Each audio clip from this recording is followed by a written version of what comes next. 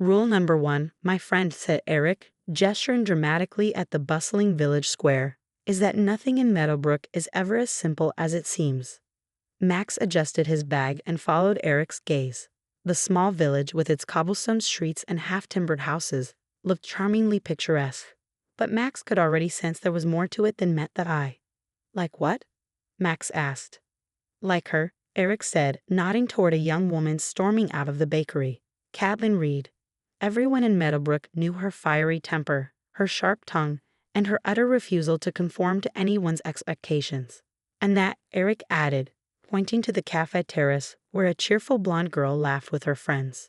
Bianca Reed, Catelyn's younger sister, was the town darling, sweet, charming, and entirely off-limits, thanks to their father's notorious rules. 2 sisters, 1 impossible house rule, Eric said with a sly grin, and a village full of people trying to work around it. Max learned about the infamous Reed family rule that evening at the Meadowbrook pub. No dating for Bianca until Catelyn has a boyfriend, explained Lily, the pub's bartender. Seriously? Max asked. Lily nodded. Their dad's way of keeping Bianca out of trouble. But good luck finding anyone brave enough to date Catelyn. She's intense. Max raised an eyebrow. And Bianca? Lovely. Sweet. Practically perfect. Eric chimed in. Which is why you're not the first guy to dream of breaking that rule. The next day, Max couldn't stop thinking about Bianca. When Eric caught him staring at her outside the bookshop, he smirked. You've got it bad, huh? Max shrugged. She seems nice. Eric clapped him on the shoulder. Nice doesn't get past Mr. Reed's rules. But maybe I can help. All we need is someone to tame the shrew. Catelyn? Max asked, skeptical. Exactly, Eric said. If we can get her a boyfriend, Bianca's fair game. Their first attempt to set up Catelyn was a disaster. No way, said Pete, the village baker, after they suggested he ask her out. Why not? Max asked. She hates carbs, Pete replied, shuddering. After a string of other failed candidates, Eric finally had a breakthrough. Patrick Ward, he announced triumphantly. The Patrick Ward? Max asked, incredulous. Patrick was a notorious figure in Meadowbrook, with a bad boy reputation that included outlandish rumors about lighting fireworks in the mayor's office and sneaking a goat into the library. He's perfect, Eric said. Finding Patrick was easy. Convincing him was another story. You want me to what? Patrick asked, leaning back in his chair at the pub. Date Catelyn Reed, Eric said. Patrick laughed. You must be out of your mind. We'll make it worth your while, Eric promised. You like a challenge, don't you? Patrick's smirk returned. What's in it for me? Let's just say certain people might owe you a few favors, Eric said cryptically. Patrick's first interaction with Catelyn didn't go as planned.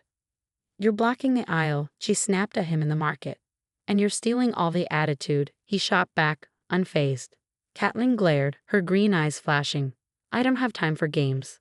Good thing I'm not playing any, Patrick replied smoothly. As she stormed off, Patrick turned to Max and Eric. This is going to be harder than I thought. Despite her initial resistance, Catelyn couldn't completely ignore Patrick's charm.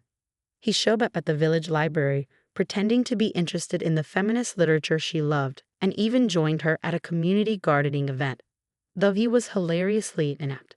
I don't know what your deal is, she said one day as they worked side by side, but you're persistent, I'll give you that. Patrick grinned. I like a challenge. Meanwhile, Max and Bianca were growing closer. She invited him to a village festival where they danced under strings of fairy lights. You're different, she said softly. How so? Max asked.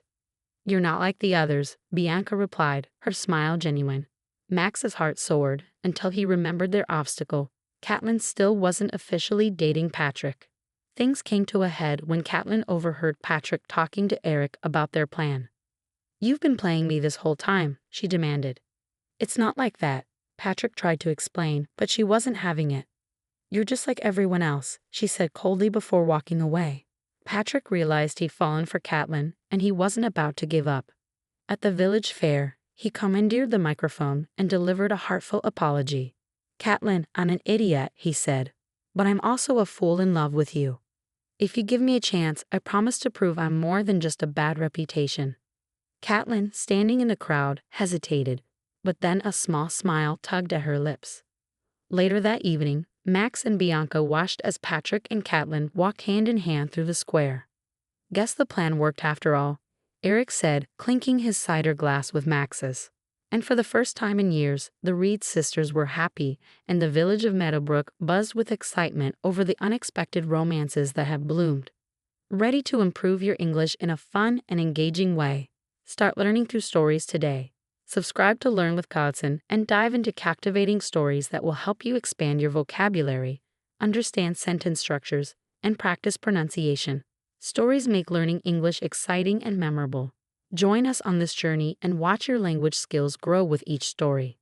The voiceover in this video is given by Learn with Codson. Copying or re-uploading is prohibited.